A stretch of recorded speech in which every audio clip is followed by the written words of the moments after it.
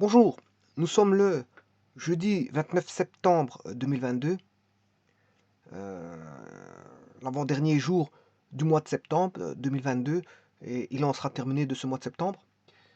En tout cas, le mois de septembre débute le 21 septembre, l'automne. Et donc nous sommes rentrés, les portes de l'automne se sont entr'ouvertes durant ce 21 septembre, et que sommes déjà au 8e jour de l'automne, et que l'automne est en train de courir comme a couru le mois de septembre. Bon, le mois de septembre est un mois chargé en événements, ce qui fait que bon, on est, la plupart des personnes vaquent à leurs occupations et font en sorte que, enfin, il se passe un phénomène que il se soucie très peu du temps, et ce qui fait que le temps passe et ils ne s'en rendent pas compte. Les gens ne s'en rendent pas compte. Et ce qui fait que le mois de septembre euh, passe très vite pour la plupart des personnes, parce qu'en fait, il y a une occupation assez importante. C'est une rentrée sociale, et donc il faut s'occuper de toute cette rentrée sociale avec toute l'animation que cette rentrée sociale fait intervenir, notamment à tous les niveaux, hein, au niveau voilà, d'action et de coûts financiers.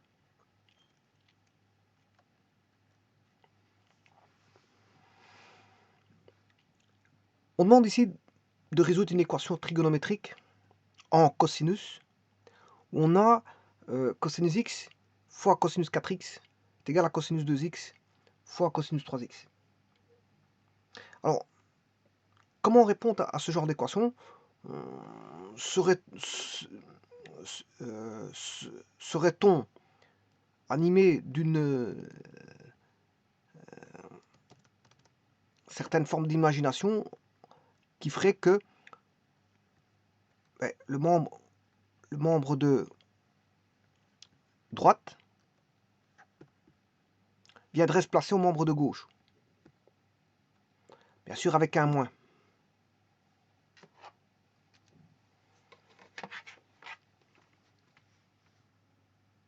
Alors on pourrait se dire, pourquoi pas faire passer le membre de droite et le faire passer dans le membre de gauche?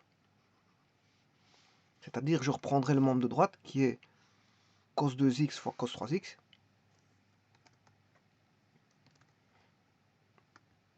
Et le placer ici.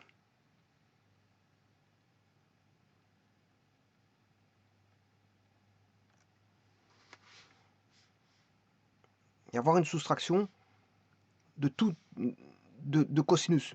De tout des cosinus est égal à 0. On serait tenté de résoudre ça comme ça.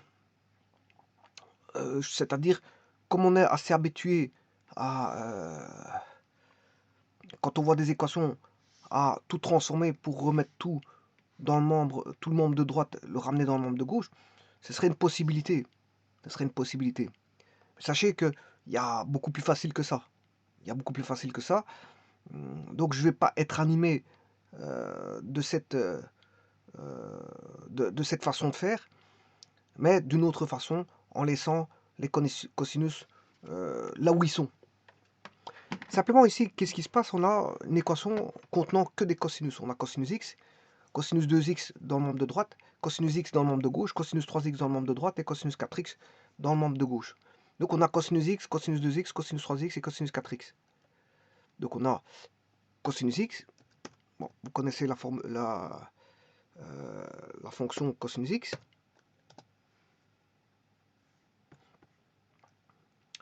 Bien, la fonction cosinus 2x, elle est ressemblante. Simplement, on va dire que au niveau des x, les x sont divisés par 2 au niveau des x. Donc ça va donner une fonction avec une fréquence double.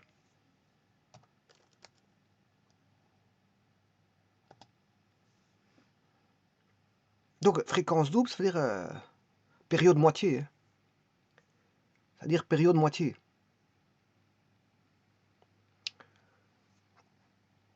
cosinus 3x, moitié par rapport à cosinus x. Parce que si maintenant je travaille toujours par rapport à la fonction usuelle cosinus x. Alors je vais tracer cosinus 3x, c'est un tiers de période par rapport à la fonction cosinus x. C'est un tiers de période par rapport à la fonction cosinus x. Et maintenant si je vais mettre cosinus 4x, c'est un quart de période par rapport à la fonction cosinus x. Alors je vais bien en faire un, montrer que cosinus 4x est une période du quart de la période de cosinus x. Pour ça, je vais me placer dans les positifs.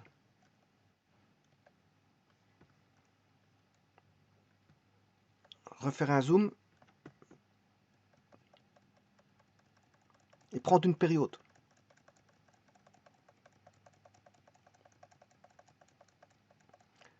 Alors, la période, elle va aller d'un max, par exemple, d'un maximum local à un maximum. Par exemple, hein, je peux prendre tout je veux.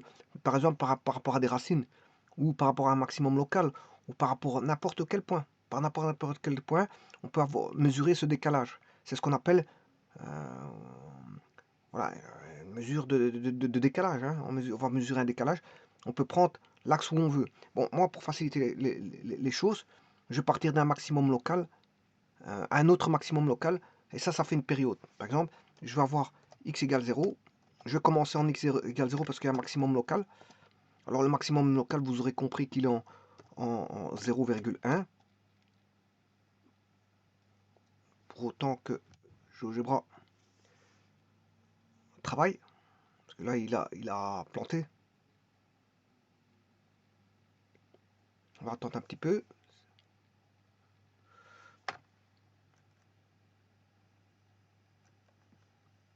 Voilà, on va supprimer ça ici. Voilà, il m'a rendu la main. 0,1. Voilà, là on a un maximum local. Si vous voulez l'autre maximum local, un autre maximum local, c'est 0 pi. Non, pi 0.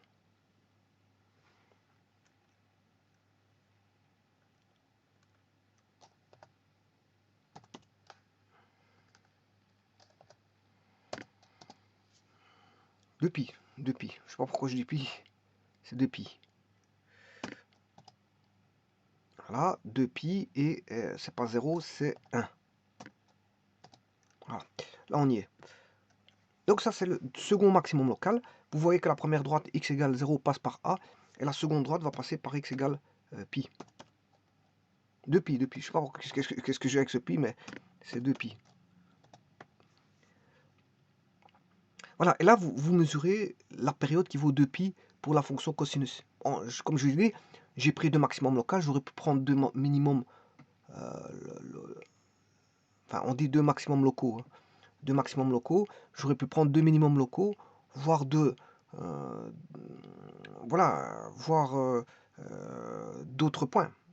J'aurais pu prendre des racines, pour autant qu'elles sont distantes de 2 pi. Tout doit être distant de 2 pi pour avoir, voilà, parce que la période vaut 2 pi. Donc si je prends les racines, il faut faire attention que si je prends une racine, la seconde doit être 2 pi plus loin, par rapport à la première racine. Alors ceci étant fait, on va prendre pi sur 4. Eh bien, un premier maximum local de la fonction cos 4x, ben, c'est 0, 1. Eh bien, si vous avez compris ça, le deuxième sera en 2 pi, mais divisé par 4, parce que la période est divisée par 4 par rapport à la fonction cosinus x. Et là, on va voir 1. Et voilà ce point-là. Et donc, vous voyez que x égale 2 pi sur 4, et bien la période. Bon, j'aurais pu faire la même chose avec cos 2x. Cos 2x, ici, vous voyez bien que la période, c'est, je prends entre deux maximums locaux, la période, c'est 2 pi sur 2. Par rapport, à, bien sûr, au premier maximum local. 2 pi, ça c'est pour x. je divise par 2 parce que c'est 2x. Donc la période est moitié, virgule 1. Et vous voyez que on a bien, je retire la 4x, on a bien un x égale pi, on a bien un maximum local, ça c'est bien, et on a entre A et D, on a la période de la fonction en rouge qui est x, cosinus 2x. Et je pourrais faire ça avec cosinus 3x, etc., etc. Donc ici, vous voyez que les différences entre cosinus x, cos 2x, cos 3x, cos 4x ne sont rien d'autre que les périodes qui sont distinctes entre elles.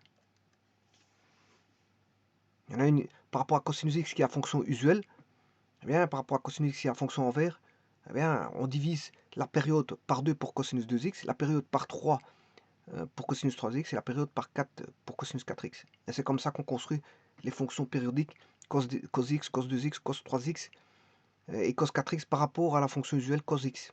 On modifie tout simplement la période. Bien sûr, les racines seront plus situées au même endroit d'office. Alors, ici, qu'est-ce qu'on demande de résoudre? Bien, le produit de... Petit instant, parce qu'ici, il faut que... Cos x fois cos 3x, fois cos 4x, je m'excuse. Donc, on va rassembler cos x fois cos 4x et cos 2x fois cos 3x. Donc, 1 et 4 et 2, 3. Donc, ça fait 5. Hein. 1, 4, voilà. Si je les additionne, ça fait 5. Alors, cos x et cos 4x. Donc, c'est les deux extrêmes.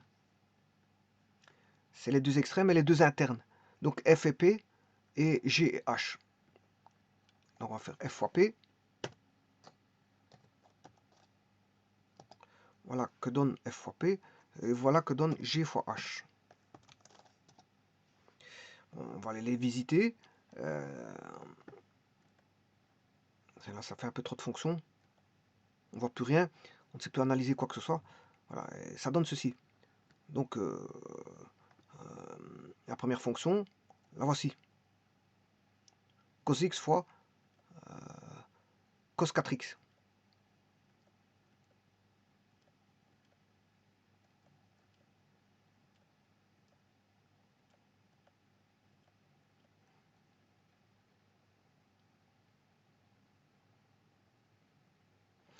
La seconde fonction, la voici. Alors, quand est-ce qu'il y a l'égalité? Ben, les égalités, on les voit tout de suite. Hein. On les voit tout de suite. On voit les racines. Bon, et justement, le but, c'est de rechercher ces racines. Donc, je vais enlever, bien sûr, le point A, B et les axes. Le point C et le point D. Et son axe. Et l'axe L. J'ai pas besoin de tout ça. Ici, on voit bien quand les fonctions se rencontrent. Hein. C'est assez simple de voir où les fonctions se rencontrent. Bon, eh bien, le tout, c'est de résoudre ça. Comment résout-on ce genre d'équation?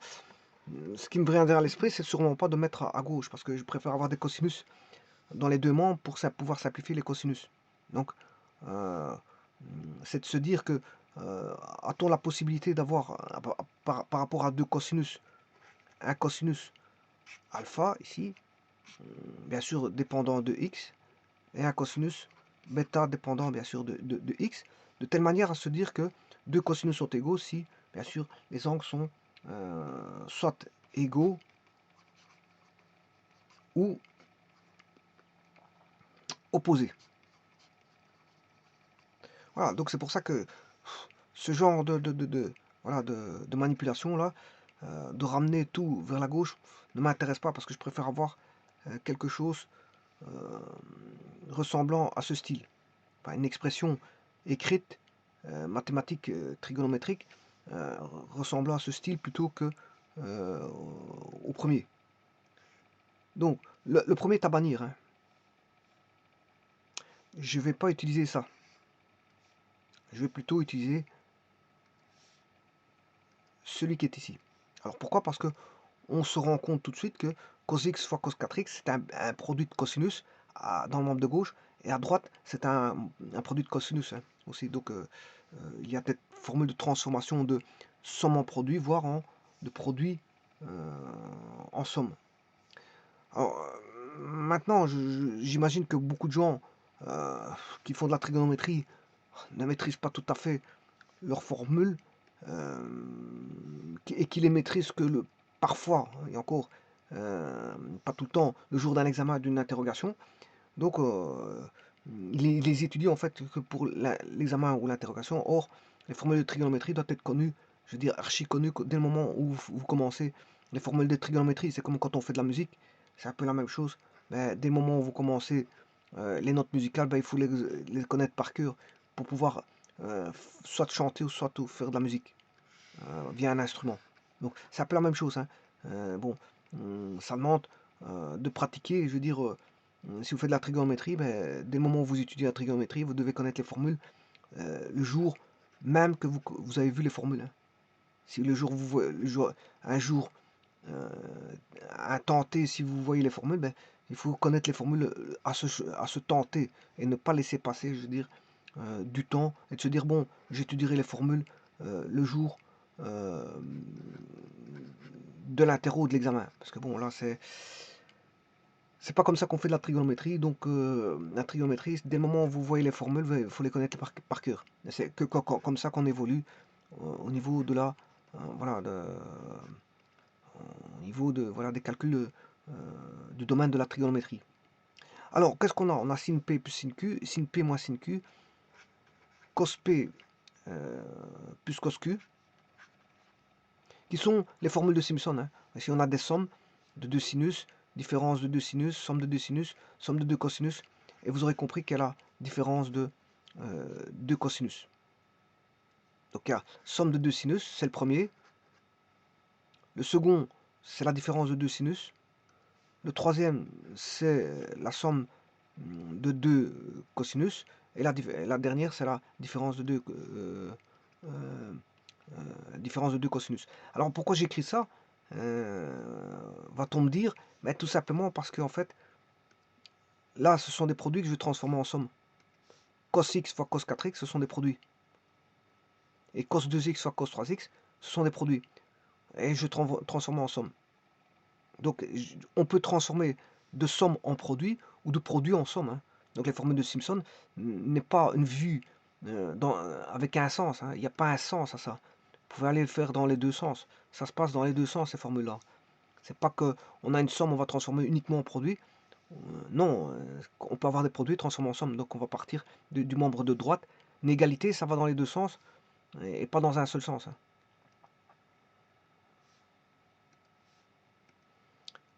Donc que peut-on dire? C'est que là, on aura le sin P moins sin Q, c'est 2 cos euh, P plus Q sur 2 fois sinus P moins Q sur 2. Alors le sinus, vous voyez que le sinus P plus sinus Q va donner du sinus en produit et du cosinus. Tout comme sinus P moins sinus Q va donner du cosinus P, du cosinus fois du sinus. Par contre, pour les formules en cosinus, ben, c'est beaucoup plus simple. Les formules en cosinus, c'est beaucoup plus simple. Puisqu'ils vont donner euh, cos, cos, et bien sûr, en différence ici, quand il y aura une différence ici, quand ce sera une somme, c'est cos cos, et quand c'est une différence, c'est sin sin. Donc sachez que ici en positif,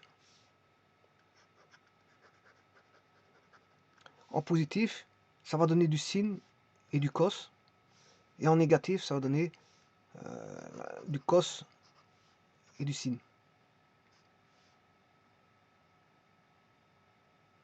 Et le premier, bon, bien sûr, c'est la demi-somme, hein. Le premier, c'est la demi-somme. Et le second, c'est la demi-différence. Alors, il y a juste un qu'il faut faire très attention, c'est le cos P moins cos Q. Parce qu'il ne va pas donner 2, mais il va donner moins 2. Voilà, c'est juste la seule différence. Et bien sûr, là, il faudra mettre la demi-somme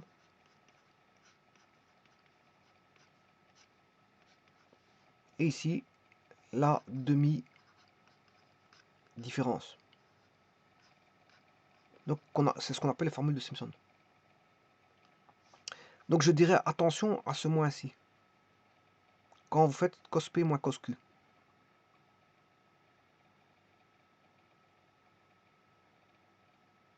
Alors on pourrait les écrire de cette façon-ci. C'est sin et cos.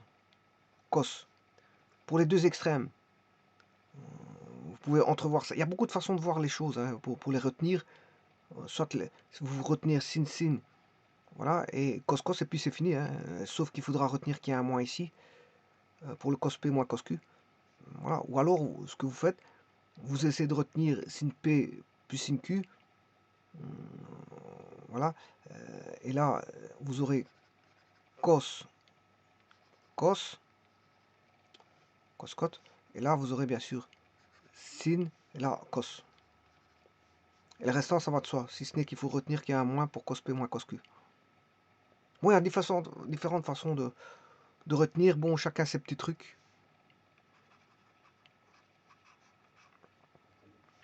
Bon, il y a une autre façon de voir, mais ça prend du temps. Mais ça, c'est pour ça qu'il faut les connaître par cœur et pas essayer d'éviter de rechercher des petits trucs. Normalement, il faut connaître ça par cœur. Il faut les retenir, il faut les relire plusieurs fois, beaucoup de fois, pour bien retenir. Parce que les petits trucs, ça marche un petit temps. Et puis après, il y a tellement de petits trucs qu'on oublie tous les trucs. Les petits trucs, les petites astuces, c'est quand on peut retenir une formule quand il y a une petite astuce. Une petite astuce, mais pas quand il y en a 56 000 d'astuces. C'est parce que on finit chaque fois, pour une formule, vous devez retenir des astuces. Il est beaucoup plus facile de les retenir par cœur que de retenir des astuces. Voilà, donc c'est pour ça que étudier ça par cœur, ça prend une petite heure de par cœur. Et puis bon, ce sera maîtrisé pour et au combien, je veux dire,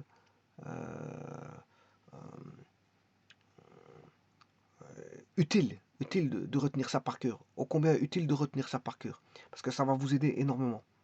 Donc c'est ce qu'on appelle les formules de Simpson.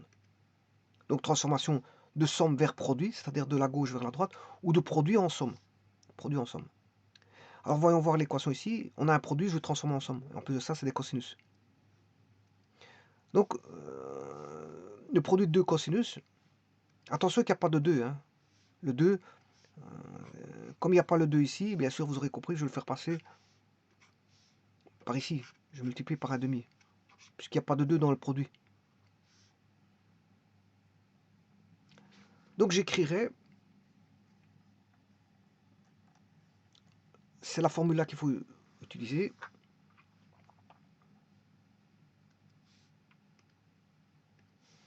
C'est-à-dire un demi cos P plus cos Q est égal à cos P plus Q sur 2 sur fois, je m'excuse, fois P moins Q sur 2.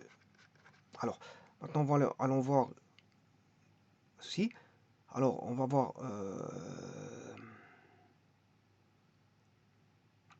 cos x, cos 4x. Là, on a x, et là, on a 4x. Donc, on va faire une équation, de telle manière à ce que P plus Q sur 2 égale x, et P moins Q sur 2 égale 4x. Vous aurez compris qu'il faut chercher que vaut le Q. Alors, il suffit d'additionner, hein, d'additionner les deux équations, la 1 et la 2. Si j'additionne, j'aurai 2p sur 2, alors plus q sur 2 moins q sur 2, ça fait 0, égal à x plus 4x, ça fait 5x. On va se retrouver que p est égal à 5x. Voilà. P égale 5x, et q est égal à, si je connais p, on sait bien que ça fait 5x, 5x, donc ici q vaudra moins x. Non, il vaudra 4x.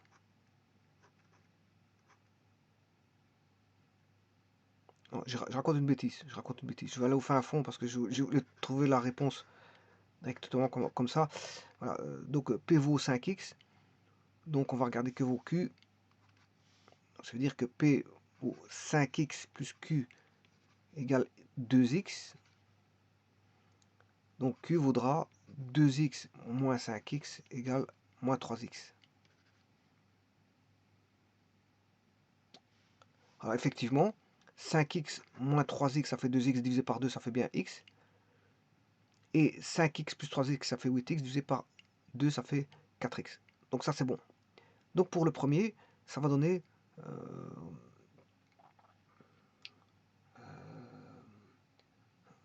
5x et 3x. 5x et 3x.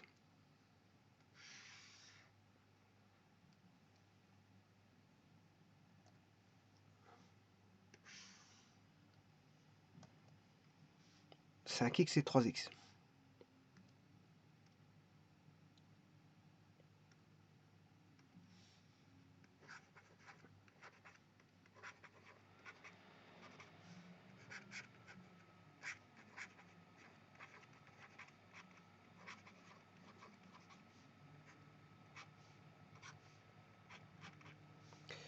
Maintenant, on va faire le second, c'est-à-dire qu'on a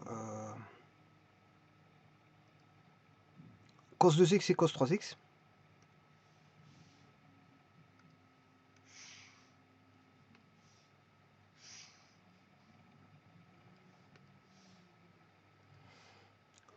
Cos 2x fois cos 3x. Alors P plus Q sur 2 vaudra 2x. P moins Q sur 2 vaudra 3x. Si je fais la somme, on aura 2P sur 2 qui vaut P est égal à 2 plus 3, ça fait 5x.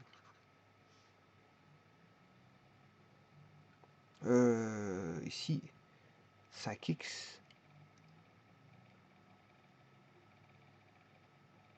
4x. 2 et 3. Ça fait toujours 5x hein, pour le P ici. Donc P vaudra 5x. Donc j'aurai P égale 5x. Alors maintenant pour l'autre, 5x plus Q sur 2, ça fait 5x plus Q égale ce 2 fois 2, ça fait 4x. 5x moins 4x égale moins Q. X égale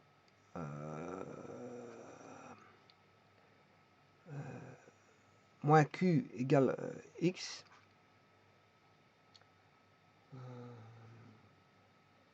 Donc Q égale moins X. Voilà, Q égale moins X. Bon, mais le cosinus de moins X ou de X c'est le même. Hein. Attends, je vais tester. 5x plus X. Bon, j'ai dit Q égale moins X, mais le cosinus de moins X ou de X c'est le même. Donc je vais garder X plutôt.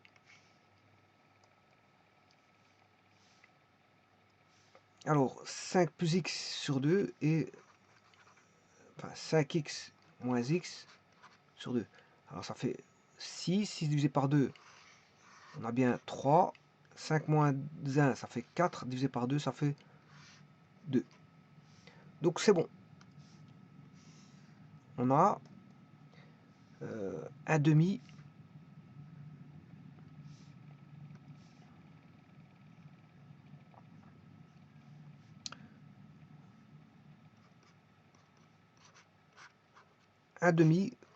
cos 5x plus cos x. Voilà, et là tout devient facile. Parce que vous voyez bien que... Ah oui, je vous rappelle que l'équation cosinus x n'a pas de... Le domaine c'est R. Hein. Il n'a pas de condition d'existence. Condition d'existence, il n'y en a pas parce que bon, on peut rentrer ce qu'on veut dans X. dans la variable x. X peut prendre n'importe quelle valeur sur R. Donc maintenant, si je distribue, vous allez voir qu'il va y avoir une petite simplification parce qu'on voit que d'un côté, on a 1 demi cos 5x plus 1 demi cos 3x est égal à 1 demi cos 5x plus 1 demi cos x. Et vous aurez remarqué qu'ici, on peut simplifier et on va se retrouver avec 1 demi cos 3x est égal à 1 demi cos x. Tiens. C'est très intéressant ça, de voir ça, parce que tout à l'heure, j'avais tracé les fonctions cos 3x et cos x. Et donc là, il y aura l'intersection. On peut déjà vérifier une partie, que quand est-ce qu'on aura l'égalité, c'est quand cos 3x égale cos x. Donc en d'autres termes, je vais chercher cos 3x et je vais chercher cos 2x. Alors, effectivement, on a les intersections de cos 3x et cos 2x, là où on a les intersections des deux fonctions, qui est cos, cos, cos x fois cos 4x et cos 2x fois cos 2x fois cos 3x. Je vous ai dit que c'était les extrêmes. Hein. On fait ça fois ça, voilà, f fois p et f fois g fois h. Voilà, donc c'est cos fois 4x, cos x fois cos 4x et cos 2x fois cos 3x. C'est ça l'énoncé. Et ça se ramène bon, à une équation qui est la suivante. C'est-à-dire que je regarde le cosinus de x, dont je pars de la fonction usuelle fonction cos x. Et là, on a une période 3 fois plus petite que cos x, qui est cos 3x. Et là, une fonction où ben, on a cos x ici. On a la fonction usuelle. Je compare cos x et la fonction usuelle cos 3x. Donc c'est un petit peu la même chose. C'est rechercher une équation équivalente, là voici. Et donc deux cosinus sont égaux s'ils ont des angles égaux.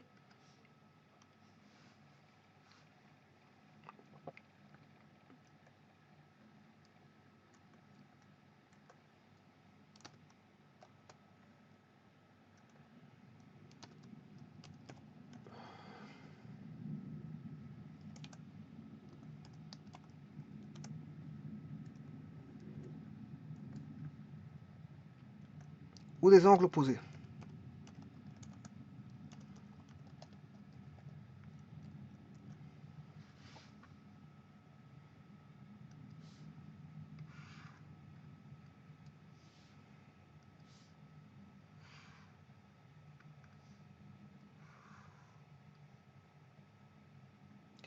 Bon, je rappelle, le cosinus c'est plus, moins, moins. Je m'excuse, ça c'est le sinus. J'étais un peu trop vite. C'est moins ici et plus là. Et donc, on va voir deux angles égaux ici, voire deux angles opposés. Et là, ils ont des cosinus identiques.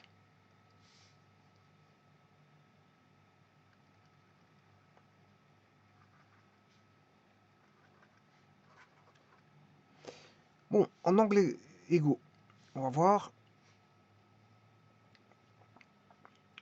3x. Deux cosinus sont égaux s'ils ont le même argument. Hein. C'est égal à x plus 2 pi. Donc on aura 2x égale 2 pi. Parce que je fais 3x moins x. Hein. 3x moins x, ça fait 2x. Et bien sûr, on ne demande pas de rechercher l'angle double, mais de rechercher que vaut x. Donc je dois diviser tout par 2. Si je divise par 2 ici, on va voir, une division par 2 ici, ça fait pi. Bien sûr, avec k appartenant à 7. Alors, pour les angles opposés, je vais prendre 3x égale moins x.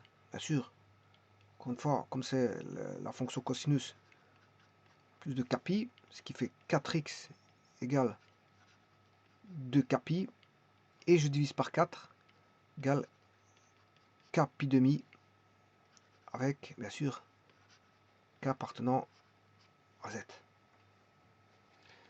Donc la réponse des solutions,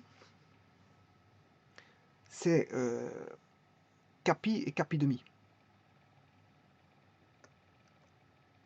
C'est capi et capi demi.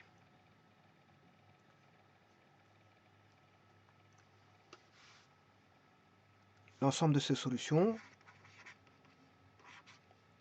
c'est capi, je dirais capi demi et capi pour les mettre dans l'ordre. Mais je ne suis pas obligé de les mettre dans l'ordre, hein, parce qu'ici c'est un ensemble. Un ensemble, on n'est pas obligé de les ordonner.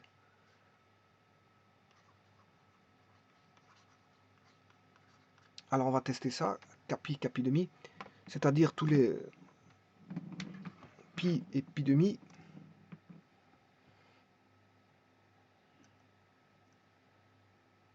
Alors maintenant je vais chercher les intersections. X égale pi demi. Effectivement on a une intersection. X égale pi demi plus pi. Oui, attention qu'ici je me suis trompé. J'ai fait une petite erreur. 2K. J'ai bien divisé par... Ouais, j'ai bien divisé par 4, c'est pas un problème. Donc, j'ai bien divisé. Alors là, je vais recommencer ça, c'est mauvais celui-ci. Alors, si K, K pi demi, si K vaut 1, ça pi demi, si K vaut 2, on a pi.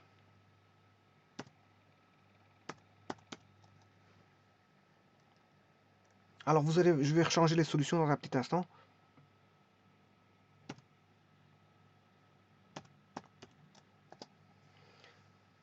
Si K vaut 3, 3 pi demi. Si K vaut 4, voilà. Alors, vous aurez compris quelque chose, c'est que les solutions, je peux les réduire. Hein. Pourquoi? Parce que Kpi est repris dans Kpi demi. Kpi est repris dans Kpi demi. Hein. Puisque Kpi, c'est pi, 2 pi, 3 pi, 4 pi. Ben, ils sont atteints par les pi demi. Hein. Parce que pi demi, Kpi est multiple de Kpi demi. Hein. Kpi est multiple de Kpi demi. Donc, en fait, quelque part, Kpi demi suffit pour l'écriture des solutions. Hein.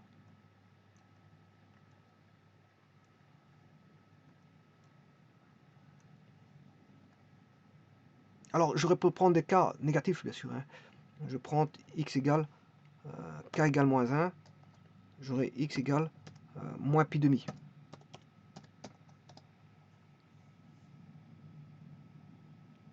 Alors, si k vaut 0, bien sûr, j'aurai x égale 0. Hein.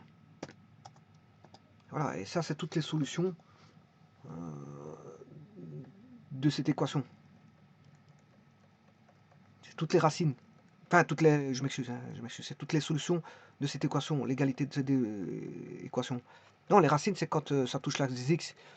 Voilà, mais en même temps, on a les racines de cette fonction. Hein. En même temps, parce que, bon, vous voyez que les racines, elles se trouvent... voilà. On a pi, la première racine étant pi, la seconde étant...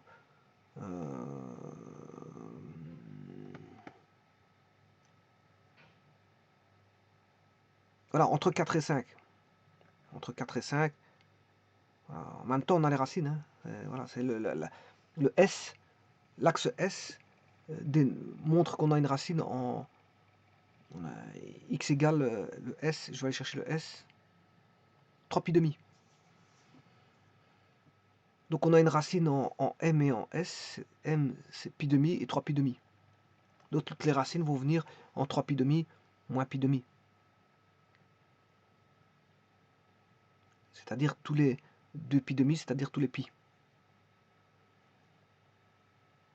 Donc en même temps on a les racines. On a les racines en même temps.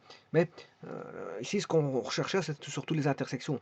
On ne demandait pas forcément les racines. Mais en même temps on les a, les racines.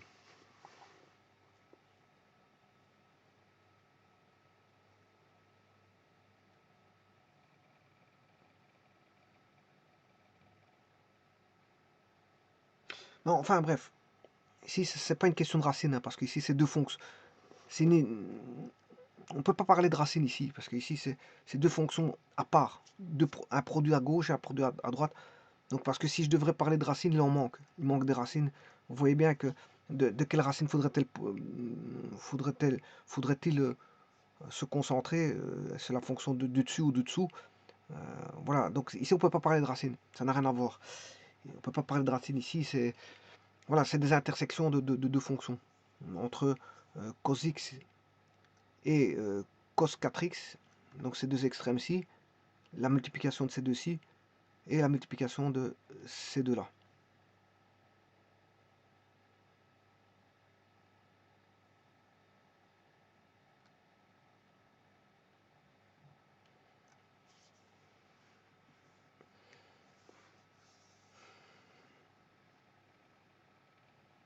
Je vous remercie.